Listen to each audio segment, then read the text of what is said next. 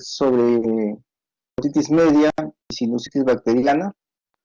Son dos infecciones que con cierta frecuencia las observamos en pediatría y tienen sus particularidades en pediatría. No son los mismos antibióticos, no son las mismas complicaciones, no son las mismas eh, eh, precauciones que tenemos al tratar a un adulto. Vamos a hablar primero de otitis media aguda. Vemos que la otitis media aguda la definimos como la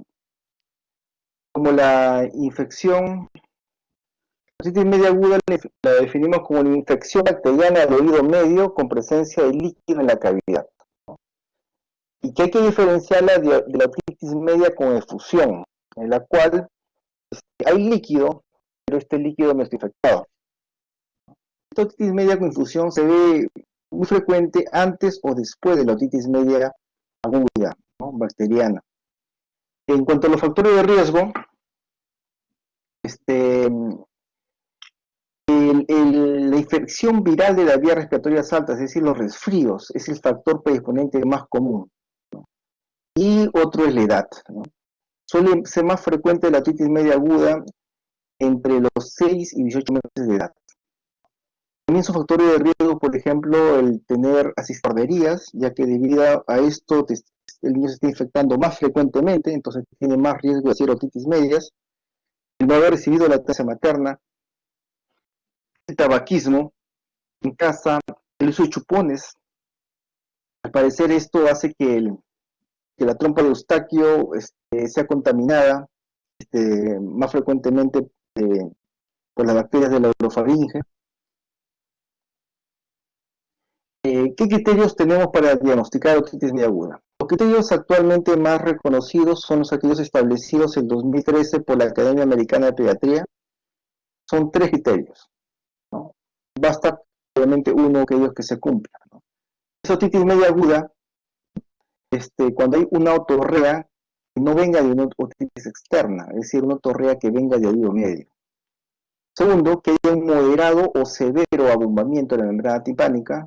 Tercero, puede haber un leve abombamiento de la membrana timpánica, pero con otalgia reciente o intenso eritema.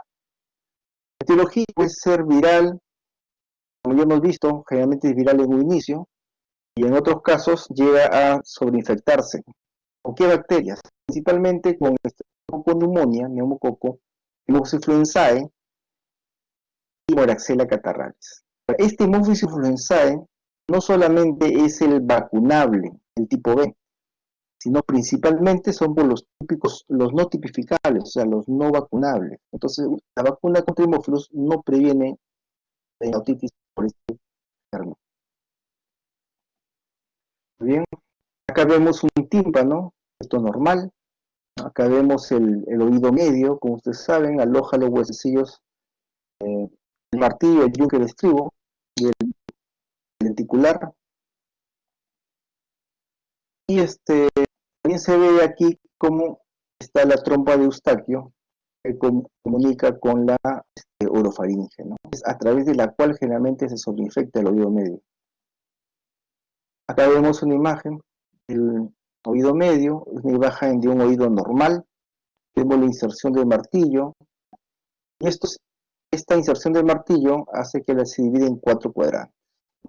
El cuadrante anterior inferior está el triángulo luminoso, la parte tensa en el cuadrante posterior inferior, y la pars flácida en la parte superior.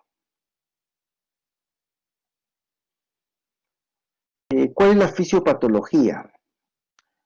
Lo primero que se produce es una inflamación de la orofaringe, esto producido generalmente por un resfrío.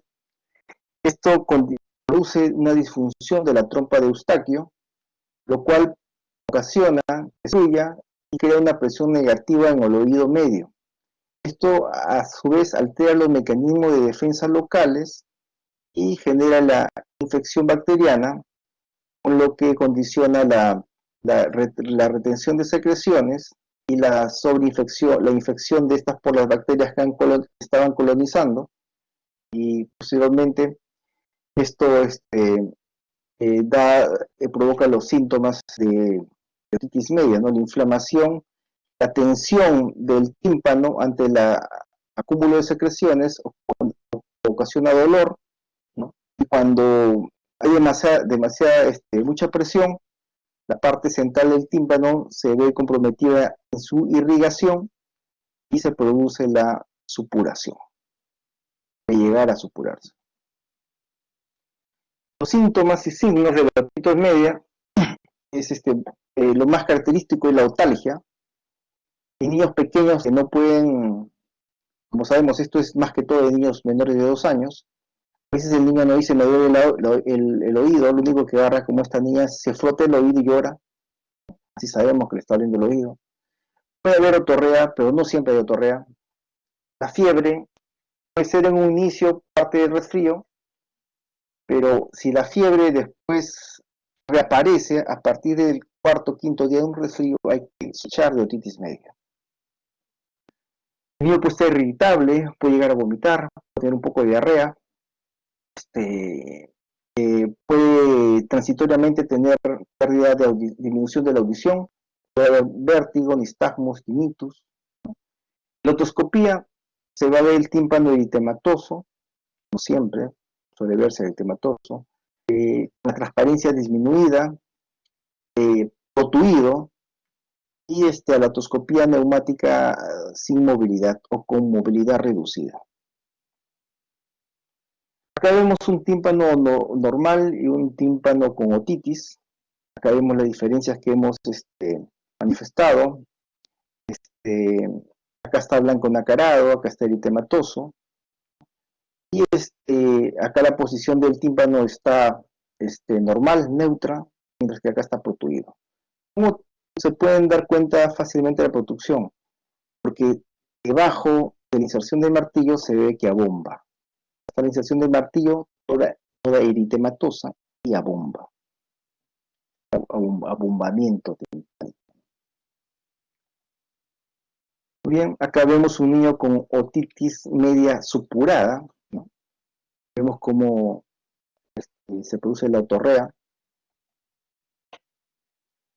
¿Qué más? El eritema por sí solo no es un signo, no define el diagnóstico de otitis media aguda. Como ustedes recordarán, son 3 criterios. El primero, otorrea. El segundo, moderado o severa protusión. Y el tercero, leve protusión, más otalgia reciente, más eritema intenso. Entonces, la eritema por sí solo no. Tiene que estar acompañado de protusión timpánica, aunque leve, pero tiene que estar acompañada de protusión timpánica para que sea diagnóstico de otitis. ¿Por qué el eritema no? Porque el eritema por sí solo puede ser causado por diversas situaciones que no son otitis. Por ejemplo, puede ser causado por el mismo llanto. El niño hace una maniobra de Valsalva, o sea, puja, y toda la cara se le pone rojo y los oídos también se le ponen rojos. Fiebre alta también. Y la misma infección respiratorias altas inflaman todas las vías respiratorias superiores. También por eso puede estar un poco eritematoso. Tal vez por un trauma, el niño se mete algo, se fricciona con el tímpano, también puede confundir. Aquí vemos, por ejemplo, unas imágenes de un video, en la cual vemos la diferencia. Este tímpano es el mismo, ¿no? El de que estoy señalando con el puntero es un tímpano normal, no está eritematoso. Esos son los vasos normales, pero no está eritematoso. Transparente, no está protuido. Y cuando la persona empieza a pujar, empieza a hacer maniobra de Valsalva, se congestiona y aparece como el eritema. En cuestión de 30 a 40 segundos se pone así. Acá tengo el video, voy a ver si puedo proyectarlo. Creo que se pone, no se puede. A ver, vamos a poner el video. Aquí, por ejemplo, vemos, este es un tímpano, como le dije, normal. Luego va a empezar a hacer maniobra de Valsalva y fíjese cómo las arterias del tímpano empiezan a congestionarse. Esto ocurre, por ejemplo, cuando el niño empieza a llorar. El niño cuando está con un resfriado, con otitis, llora porque lo miras, lloras porque lo tocas, porque te acercas y, y te parece que está eritematoso. Si el eritema por sí solo, no. Acá podrá estar un poco eritematoso en el borde, pero no está en el centro eritematoso. Asimismo, esto no está protuido. Esto no es otitis, pero cambia mucho el eritema, ¿no? Fíjese. Así estaba, y en 30 segundos, entonces la maniobra de Valsalva afecta eh, la disminución o ausencia de movilidad timpánica también puede verse en la otitis media, claro, pero también se puede ver en otras patologías como una tímpanoesclerosis, por ejemplo. Y, y si bien la ausencia de movilidad puede indicar el líquido en el oído medio, no te dice si este líquido está sobreinfectado o no. Entonces, este signo de ausencia de movilidad timpánica, como hemos visto, no forma parte de los criterios y tiene sus limitaciones. El dolor de oído tampoco forma parte de los síntomas, excepto que venga acompañado de una protusión timpánica al menos leve. ¿Por qué? Porque el dolor de oído puede ser causado también por otras patologías que no son otitis media. Por ejemplo, puede ser por una otitis externa, puede ser traumas en el oído, infecciones orofaringes, cuerpos extraños, inflamaciones de la articulación temporomandibular, entre otros. Muy bien. Acá vemos unas imágenes para que ustedes comparen. Este es un tímpano normal, es un tímpano con leve protusión, con moderada protusión y con severa protusión. Aquí vemos que está eritematoso y empieza a protuir un poco. Aquí vemos que ya protuye un poco más con un nivel hidroaéreo y detrás de este nivel hidroaéreo se ve una acumulación como de pus. Este de acá ya está severamente protuido y el nivel ocupa toda la cara. Acá vemos otra imagen también para ver los grados de severidad. La A normal, la B protusión leve, la C protusión moderada y la D protusión severa. Muy bien. Acá vemos otra imagen. Aquí, por ejemplo, en esta no hay mucho eritema, pero sí una protusión moderada severa. En la otra de acá se ve un nivel hidroaéreo, ¿no? Está eritematosa, está protuida, está opaca, con un nivel hidroaéreo, en otitis media. Muy bien, ¿qué más? Meningitis bulosa. A veces en el tímpano aparecen algunas vesículas dolorosas en el curso de una otitis media, la cual puede ser viral o bacteriana. No implica ningún cambio en la terapia ni en la forma de tratarla, simplemente es una característica. Puede ser viral igual que bacteriana. El tratamiento es igual. Sobre la otoscopía neumática. Alguno me dirá, doctor, pero la otoscopía neumática es necesaria, es importante, que hay que hacerla. Bueno, yo les digo, la otoscopía neumática es cierto que puede mejorar la precisión del diagnóstico, ya que la no movilidad de la mirada timpánica implicaría la presencia de fusión. ¿Bien? Sin embargo, el abombamiento de la mirada timpánica sigue siendo el signo más importante, ¿no? Y cuando el tímpano está abombado, obtuido o abultado, como se dice, excluye la necesidad de una otoscopía neumática, porque todas las membranas abultadas tienen movilidad reducida o ausente. Entonces, si tu signo principal es la protusión timpánica, y toda protusión timpánica, ya sabes que tu otoscopía neumática va a salir positiva, entonces no es necesario que la hagas. Y es más, si tú quieres hacerla porque así te enseñaron y quieres ver que no se mueva, ese niñito lo vas a hacer gritar el dolor. Porque la otoscopia neumática puede ser muy dolorosa a un niño con otitis. No es necesario. Hay otros procesos tal vez, pero si tú sospechas de otitis media, no le hagas otoscopia neumática. Una otitis con infusión puede ser, pero en una neumática no. Acá vemos, por ejemplo, cómo es. Este es un tímpano normal. Vamos a ver cómo se mueve con la otoscopia neumática. Voy a compartir la pantalla también con ustedes.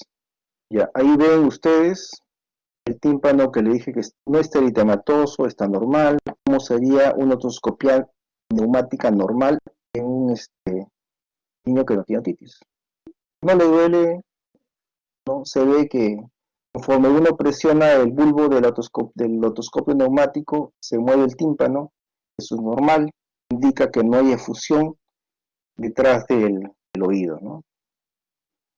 A lo mejor de una vez vemos cómo sería vamos a ver cómo sería una otitis con efusión. Esas otitis en las cuales hay líquido, pero no hay infección. Otitis con infusión. Voy a poner ahorita la imagen. Aquí vemos, por ejemplo, esta es una otitis media con efusión. Cuando la otitis media es con efusión, el tímpano no está protruido, como ven acá. Acá está la inserción del martillo, debajo no hay protrusión. Lo que se ve es un líquido medio transparente, medio ámbar, o a veces azulado, con burbujas, como ven ahí. Es una otitis media con infusión. Y como hay infusión, la otoscopía neumática no se mueve, ¿no? No se mueve el tímpano. Prácticamente no se mueve, o tiene una movilidad disminuida, ¿no? En una otitis media con infusión, ahí sí, se pueden hacer la otoscopía neumática, al niño no le va a doler. Muy bien, vamos a regresar a la exposición. Ya. Entonces, esa era la imagen el video que estábamos viendo. Vamos a continuar. Es importante diagnosticar de manera precisa el otitis, sí. ¿Por qué? Porque si sobrediagnosticamos, al niño lo vamos a predisponer a complicaciones de los mismos antibióticos. Además, vamos a dañar con los antibióticos su flora colónica, ¿no? y exponerla a infecciones posteriores que pueden ser más severas para el niño. Y también, si no diagnosticamos otitis, ¿no? ¿Qué va a pasar? Al niño lo podemos poner en riesgo de que esta otitis bacteriana no se resuelva, cause dolor en el niño prolongado, el niño supure y que vaya dañando su capacidad auditiva. Entonces, el diagnóstico es importante y hay que tratar de ser finos en este diagnóstico. Diagnosticar cuando es necesario y cuando no, también no hacerlo, ¿no? ¿En qué caso hacer una tímpanocentesis? Hacer si el paciente está en estado séptico, si ha fallado a dos esquemas bien dados, inmunocomprometidos y aquellos que tengan complicaciones supurativas intracraneales. En estos casos, con el otorrino se hace la tímpanocentesis y se cultiva. Bien, ¿qué más? Habíamos hablado de la otitis media con efusión como el principal diagnóstico diferencial, ¿no es cierto? Entonces acá hay datos para distinguirlo. Como le dije, en la otitis media con efusión, generalmente el tímpano está retraído en posición neutra, como vemos en estas dos. Generalmente, el líquido en la otitis media con efusión es ámbar, amarillo o medio azulado, con presencia de burbujas, mientras que en la otitis media bacteriana, como hemos visto, generalmente es pus, es blanco, ¿no? La otitis media con efusión no hay eritema, mayormente, como ven ustedes, no hay eritema, mientras que en la otitis media, pues sí hay un eritema importante. Suele haber eritema. ¿Qué más? Otro diagnóstico diferencial de la otitis media es la otitis externa. En estos casos, pues aquí están algunas características que nos permiten diferenciarla. Por ejemplo, en la otitis externa va a haber dolor a la presión del trago o o al mover el pabellón auricular. Además, el conducto auditivo externo se va a ver eritematoso y edematoso. Y además, mm, si bien en la otitis externa puede estar eritematoso el tímpano, porque también está infectado por el canal, pero generalmente no está protuido, ¿no? No está protuido ni tampoco está perforado el tímpano. Muy bien. Más el tratamiento de otitis media.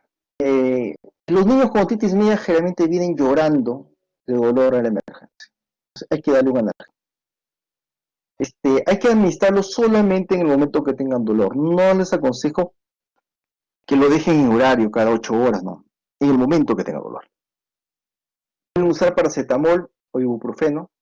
El paracetamol aquí le he puesto dosis máxima 500 miligramos, pero no, puede ser hasta 1 gramo, hasta 1000 miligramos. Y entre los dos, yo les aconsejo usar ibuprofeno, porque el ibuprofeno realmente es más potente para estos casos. Y el oído duele bastante. Generalmente estos niños llegan a la emergencia, le damos una dosis de ibuprofeno bioral y en 15 minutos el niño está jugando y corriendo, tranquilo. Así de efectivo es. No requieres ponerle ampollas intramusculares, no. Dale ibuprofeno. Una dosis adecuada a 10 miligramos por kilo dosis, máximo 400. El niño en 15 a 20 minutos va a estar tranquilo. Bueno, y después le iniciará su tratamiento antibiótico, pues, ¿no? Si hay criterios para hacerlo. Ahora, le decía que no abusar de los AINES, los medicamentos, porque se ha visto, por ejemplo, en este estudio publicado en 2016, en la cual el usar cada 8 horas el ibuprofeno, por ejemplo, cada 8 horas el paracetamol, puede aumentar las complicaciones bacterianas, ¿no? Esto que ya lo vimos en la clase de otitis, es lo mismo realmente. ¿Qué más? También hay analgésicos tópicos, preparaciones con benzocaína, procaína, como el otosambón y otros que ahorita hay otros nombres, ¿sí? Se puede usar, es una alternativa en mayores de 2 años, siempre y cuando el oído no esté perforado, ¿no? Yo tengo otorrea, se puede usar, pero realmente también en el momento de aplicar las gotas, el niño le duele también, por el cambio de temperatura de las gotas entre su cuerpo, hay un dolor intenso. Entonces, se puede usar, pero suelen no ser necesarios debido a que el ibuprofeno generalmente controla bien el dolor, el que lo tiene. Generalmente estos niños le das una dosis de ibuprofeno, le calma el dolor, luego inicias su antibiótico, al día siguiente le va a doler un poco menos, porque el antibiótico ya está dando, y no llega a tener ese dolor intenso que le hizo llorar. Conforme pasan los días, prácticamente el dolor desaparece. Muy bien, en cuanto al tratamiento, este es un cuadro publicado en el Pediatrics en 2013 sobre el pronunciamiento de la Academia Americana de Pediatría en cuanto a cuándo tratar una otitis y cuándo se podría observar. Este mismo cuadro se los he resumido mejor de esta manera, para que se entienda mejor. ¿Cuándo iniciar antibiótico terapia empírica? En primer lugar, en todos los niños menores de 6 meses. En segundo lugar, ¿en quiénes? Entre los 6 meses y 2 años, también se recomienda, según el UpToDate, la recomendación 2A. ¿Y quién más? Los niños mayores de 2 años que luzcan tóxicos. ¿Cómo está un niño tóxico? Está pálido, irritable, ¿no? Que tengan notalgia persistente que dure más de 48 horas, aquellos que tengan fiebre más de 39 grados en las últimas 48 horas, que tengan otitis media o otorrea bilateral, o no es seguro que regresen a un control en 2 días para verlos. En esos casos, mejor inicien antibióticos. En quienes no se podría no iniciar antibióticos, visitarlos en 2 o 3 días para verlos cómo les va sin antibióticos, ya que en muchos casos de otitis media se resuelven sin antibióticos. ¿Quiénes podemos darnos este lujo de observarlos sin antibióticos y darles solamente analgésicos? Los niños que tienen menos riesgo. ¿Quiénes son? Mayores de 2 años, son hospederos normales, son inmunocompetentes, sin anomalías craneofaciales, con síntomas leves, otitis es unilateral, que no tengan otorrea, y que los padres estamos seguros que van a regresar, entienden el plan de observarlos sin antibióticos, porque no hay que abusar de antibióticos, porque puede dañar su flora, puede predisponer a infecciones por genes resistentes. Entonces los padres entienden eso. Entonces, y es un niño con síntomas leves y podría observarse sin antibióticos. Si a las 48-72 horas el niño está igual o no o ha empeorado, iniciarás antibióticos. Si el niño está mejor, lo más seguro es que no inicies antibióticos. La amoxicilina sigue siendo el antibiótico de elección. La dosis que se da es a 90 por kilo día, máximo 3 gramos al día, dividida en 2 dosis. Sin embargo, la amoxicilina pura no debería usarse cuando el niño ya recibió amoxicilina en los últimos 30 días, en aquellos casos de pacientes con conjuntivitis asociada, porque en estos casos generalmente es producida por Haemophilus influenzae, el cual generalmente es productor de beta-lactamasas y resistente a la amoxicilina pura. ¿Qué más? En estos casos hay que usar amoxicilina más ácido clavulánico. Y si hay falla al tratamiento con amoxicilina pura, hay que pasar a amoxicilina más ácido clavulánico. También se podría usar cefuroxima, ¿no? O también ceftriaxona es una opción. 1, 2 o 3 días con ampollas intramusculares. Endovenoso no se los recomiendo, bueno, intramusculares o endovenoso. Intramuscular no se los recomiendo muy fácilmente porque son muy dolorosas esas ampollas. Y endovenoso a veces lo usamos cuando el niño está hospitalizado, ¿no? Por ejemplo, es un niño con una crisis asmática y tiene otitis media y le hemos puesto una vía endovenosa para pasarle algún corticoide endovenoso y aprovechamos la vía y le ponemos endovenoso su ceftriaxona. Puede ser.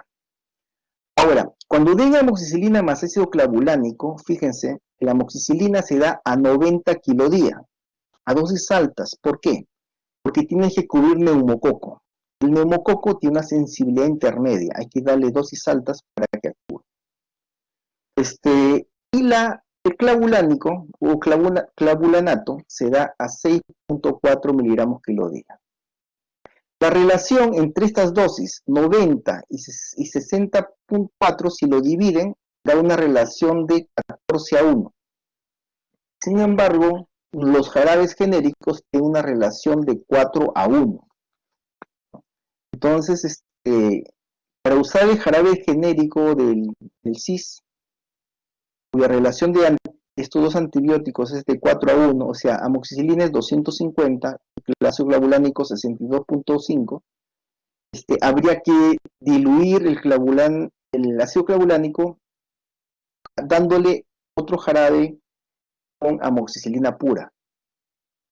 Y para hacer esta dilución hay que hacer un cálculo que bueno, ya el tiempo no da, pero le voy a enviar un ejemplo de cómo diluir la amoxicilina más ácido clavulánico para que puedan usar estos fármacos genéricos y no tengan que comprar los medicamentos que tienen la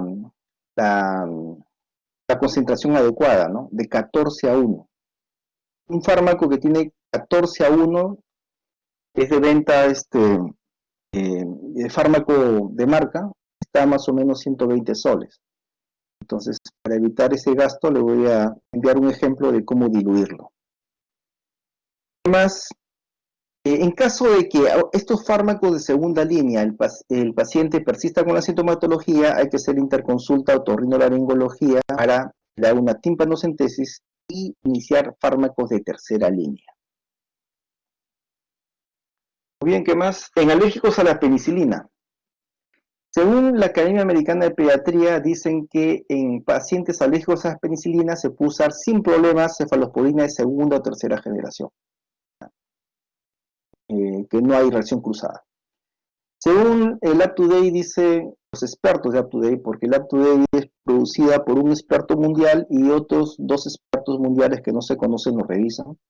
Ellos dicen que no hay que ser tan arriesgados.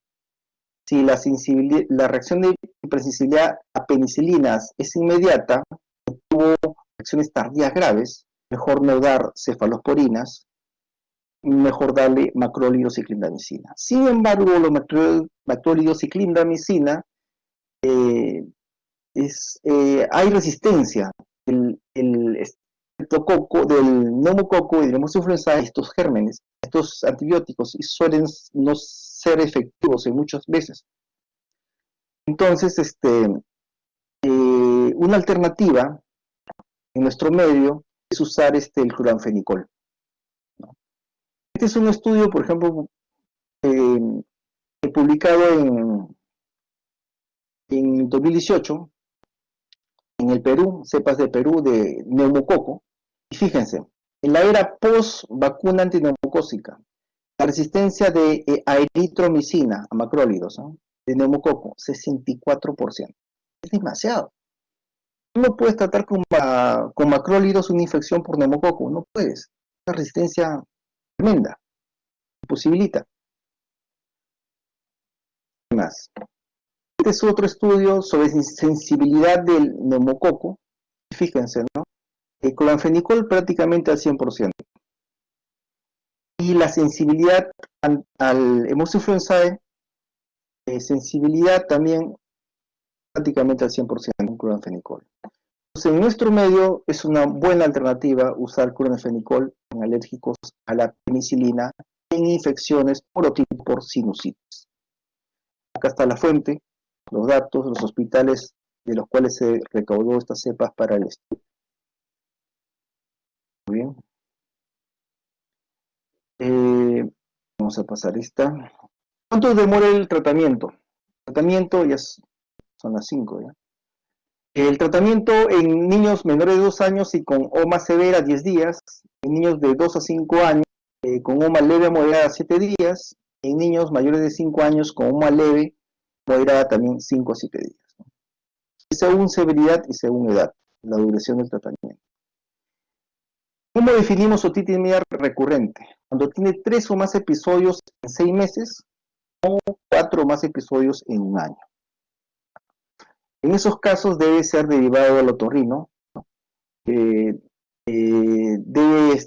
Probablemente hay que ponerle tubos de ventilación para evitar la recurrencia, ya que cada otitis que tiene daña su capacidad auditiva. Los antibióticos profilácticos en OMA recurrente no están recomendados. Antes usado, ya no. Las complicaciones de una otitis puede ser la pérdida auditiva, ¿no? Esto se ve especialmente en OMA recurrentes o OMA severos, aquellos que supuran.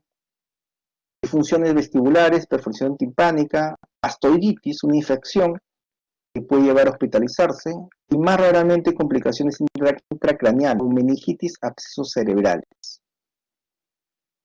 Acá vemos unas imágenes de mastoiditis. Fíjense, van a apreciar un signo de alarma en los otitis media.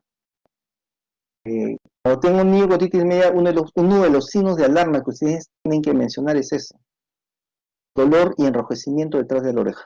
Eso indicaría mastoiditis. En niños hospitalizados, tratamientos estraxona más clindamicina. Acá una tomografía en la cual vemos las células mastoideas ocupadas, ¿no? Y acá una edema de las partes blandas, ¿no? ¿Cómo se previene la otitis media? Lactancia materna, evitar el vaquismo en casa, evitar el uso de biberón y de chupón. Por favor, biberón, eso para la historia. Al niño se alimenta directamente del seno materno, o en todo caso con una cuchara, una jeringuita o un gotero se le da su leche, o de frente de una taza. Y vacunación antineumocócica, obviamente, vacunación contra Haemophilus influenzae también, y vacunación anual contra influenza. Como ustedes saben, la influenza se puede complicar con una otitis. Bien, ahí terminamos la primera exposición. La otra exposición es breve. ¿Alguna pregunta sobre esta exposición de otitis media? Doctor, disculpe. Dime. En caso de alergia, ¿se podría utilizar la ceftriaxona? Ya, mira, según el UpToDate, según la Academia Americana de Pediatría, ellos dicen que puedes usar en alergias a la penicilina, puedes usar cefalosporina de segunda o tercera generación sin problemas. O sea, puedes usar ceftriaxona porque es de tercera generación. ¿Ah? Lo que sí no puedes usar, dice la Academia Americana de Pediatría, son de primera generación como una cefalexina, porque ahí sí hay recién cruzada. Eso dice la Academia Americana de Pediatría. Ahora, los expertos del UpToDate dicen, no, es riesgoso, falta más datos, mejor no lo hagas. Mejor, si tuvo una urticaria o tuvo un angioedema por esa alergia, es riesgoso, mejor no lo hagas. Mejor dale, ¿cómo se llama? Un macrólido o dale clindamicina. Eso dice. Sin embargo, los macrólidos y la clindamicina no son muy efectivos contra neumococo ni contra hemófilos. Entonces, una buena alternativa es cloranfenicol. Ahora tú me dirás, ¿y por qué no mencionan el cloranfenicol los de la Academia Americana de Pediatría ni los expertos de la UpToDate? ¿Por qué? Porque cloranfenicol hace ya varias décadas que ellos no lo usan. No lo usan porque hace 3, 4 décadas el cloranfenicol estuvo relacionado con discrasias sanguíneas. Sin embargo, en el tercer mundo y en Latinoamérica se ha venido usando mucho y no hemos encontrado esas reacciones. Incluso el cloranfenicol forma parte de la Guía Nacional de Neumonía. Entonces, como quien dice, no hemos visto esas granulocitosis que mencionan. Entonces, viene siendo una buena opción el cloranfenicol. ¿Sí? ¿Alguna pregunta? ¿Respondí tu pregunta? Sí, doctor, gracias.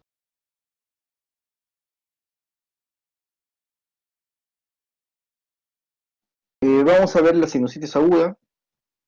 Vamos a ver que la sinusitis es una inflamación de las mucosas que recubren los senos paranasales, ¿no? Generalmente es una complicación de un resfrío común. Es aguda cuando dura menos de 30 días y generalmente ocurre después del 5 o 10% de los resfríos. ¿Qué factores la predisponen? Ya dijimos, los resfríos comunes la preceden generalmente, ¿no? También la puede preceder una rinitis alérgica, pólipos extraños, adenoides y el flujo gastroesofágico y la polución ambiental. ¿Dónde están ubicados los senos paranasales? Como lo ven ahí, aquí está el seno frontal, los senos etmoidales, el seno maxilar y el seno esfenoidal. Los microbios que producen sinusitis, las bacterias que producen sinusitis, generalmente son las mismas que la otitis media. Neumococo a la cabeza, le sigue Moxifluenzae, los vacunables y los no tipificables, o sea, los no vacunables también, como Moraxella catarrhalis también, y el Streptococcus pyogenes. Estos dos, la Moxifluenzae y la Moraxella catarrhalis, son productores de beta-lactamasas. Entonces, cuando pensamos en estos dos, generalmente no damos amoxipuro, sino le damos amoxicilina con ácido clavulánico, porque producen estos beta-lactamasas. Sabemos que los estreptococos no producen beta-lactamasas, ¿no es cierto? Su mecanismo de defensa es distinto, ¿no? Disminuyen sus proteínas de fijación de penicilinas, ¿no? ¿Qué hacemos para el neumococo? Para atacarlo con penicilinas, le damos dosis altas. Muy bien, ¿qué más? El cuadro clínico, generalmente sospechamos cuando hay persistencia en los síntomas de un resfrío o hay un empeoramiento en el curso de un resfrío, ¿no? Especialmente si tienen dolor facial, ¿no? Que se intensifica, por ejemplo, al agacharse, se agachan y le da un dolor retronasal o frontal o facial intenso, ¿no? Además, acá hay unos criterios, mayores y menores, encontré una biografía, pueden usarlo también. Los criterios mayores: rinorrea purulenta, descarga nasal posterior, fiebre alta, dolor de la presión facial, osmia. Y criterios menores son halitosis, cefalea, edema, tos. Muy bien. El desarrollo de los senos paranasales se van desarrollando durante el niño crece. Si bien se nace con el seno etmoidal y maxilar, estos alcanzan su desarrollo completo alrededor de los 3 años. El seno esfenoidal aparece a los 3 años y termina de desarrollarse a los 12 años. El seno frontal recién aparece a los 8 años y termina de desarrollarse al final de la adolescencia. Acá vemos los senos paranasales, acá vemos el seno frontal, los senos etmoidales, y atrás el seno esfenoidal y el seno maxilar. Muy bien. Lo normal que ocurre en un resfriado común es que se produzca 1, 2 o 3 días de fiebre, ¿no es cierto? Y síntomas catarrales suelen demorar entre 7 a 14 días. ¿Cuándo sospecha de sinusitis? Cuando esta fiebre se prolonga, la fiebre reaparece luego de haber bajado, o estos signos catarrales permanecen constantes durante el tiempo o se exacerban en vez de mejorar. Y sospechas de sinusitis. Se ha complicado con una sinusitis bacteriana. Estos son criterios para hacer el diagnóstico diferencial entre una resfrío común, rinosinusitis viral, y una sinusitis bacteriana. Como ya hemos visto, depende del tiempo, la persistencia de los síntomas y otros signos más que les dejo ahí. Diagnóstico diferencial con otras patologías, por ejemplo con rinitis alérgica. En la rinitis alérgica pues los síntomas son persistentes. Un cuerpo estaño nasal, generalmente la secreción nasal serosanguinolenta es unilateral. Los adenoides, ustedes saben que es un respirador bucal. La tosferina, generalmente hay tos paroxística. Además, hay 3 formas como se puede presentar la sinusitis.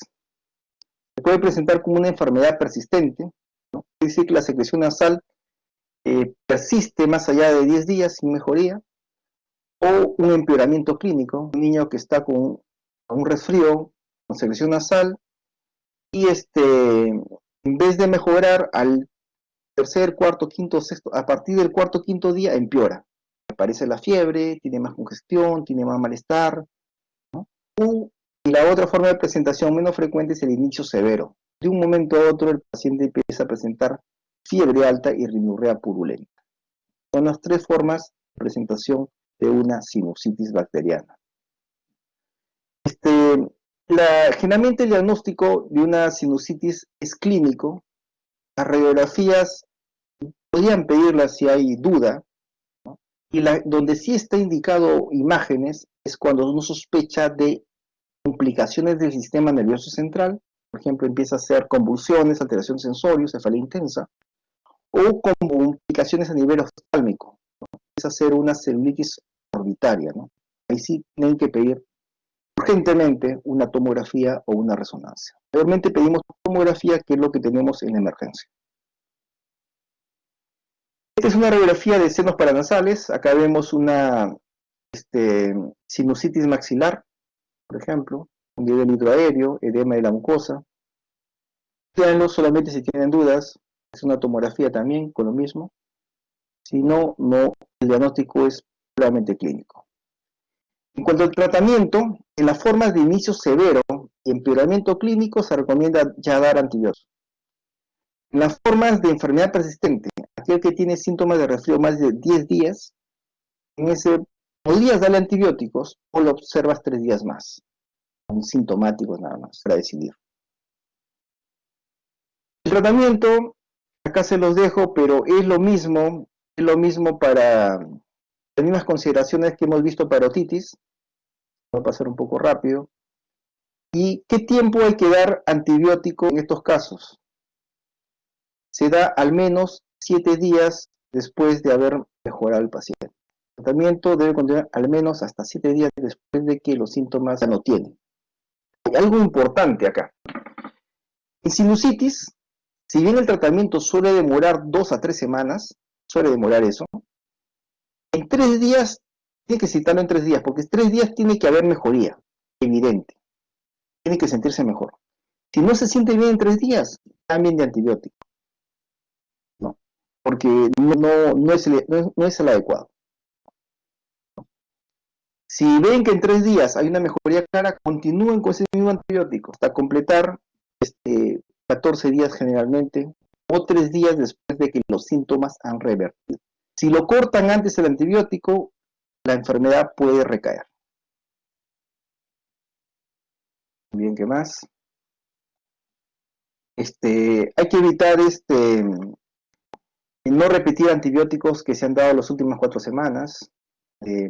Evitar vasoconstrictores locales como pseudoefedrina, o antihistamínicos como clorfenamina, cetiricina, porque ese no es el problema, ese no es la causa de la inflamación. Los corticoides tópicos intranasales tampoco. Si usa corticoides tópicos por rinitis alérgica, sería suspenderlos mejor se podría suspender unos días, ¿no? Salvo que el otorrino lo indique, pero no se usan corticoides tópicos si es que no tiene rinitis alérgica. En cuanto a las complicaciones, ya estamos acabando. Las más frecuentes son las oculo-orbitarias de la órbita. Estas son secundarias a una etmoiditis. Y estas pueden ser graves. Puedes perder la vista, o puede complicarse con una meningitis, una trombosis del seno cavernoso y comprometer hasta la vida. Estas son peligrosas. También puede complicarse con osteomelitis o con abscesos cerebrales, meningitis. Estos son los signos, manifestaciones clínicas que pueden orientarles a la complicación. Acá vemos, por ejemplo, una sinusitis maxilar complicada con una osteomelitis de cara. Acá vemos una niña, una etmoiditis complicada con una celulitis periorbitaria. Y esta es la complicación más temida, es complicada con una celulitis orbitaria. ¿Lo ven ahí? La celulitis orbitaria es una protrusión clara, ¿no?, intensa del globo ocular. Y esto sí es grave. Acá también vemos una celulitis orbitaria, la protrusión. Fíjense cómo hay parálisis, alteración de los óculos motores, ¿no? Mientras la paciente mira para arriba, el ojo queda ahí paralizado por el compromiso orbitario. Acá vemos una tomografía. Claramente, ustedes fíjense, el globo ocular comparado con este acá está protruido. Por la infección de la órbita está edematosa, afectada, ¿no? ¿Esto por qué se produce? ¿Por qué? ¿Cómo se complica una sinusitis o una infección de la órbita? Porque aquí hay una lámina de hueso que se llama la lámina papirácea, lámina delgada, a través de la cual la infección de las celdas etmoidales pasa fácilmente a la órbita. La causa más frecuente de celulitis orbitaria son las etmoiditis, la sinusitis de las celdas etmoidales. Aquí lo vemos más claro. Fíjense, estas celdas etmoidales están limpias, estas celdas etmoidales están ocupadas. Esta etmoiditis de acá ha producido infección de la órbita. Ha producido incluso un absceso superióstico, como a bomba. Absceso superior. En caso que haya absceso, lo que se tiene que hacer es operar lo más pronto posible, de inmediato, en la guardia, hay que operarlo. Lo opera el cirujano de cabeza y cuello y hay que iniciar antibióticos. Los antibióticos que se usan acá son ceftriaxona más vancomicina, dosis altas como se usa para una meningitis. Muy bien, eso es todo. ¿Alguien quiere preguntar? Doctor, disculpe, una consulta.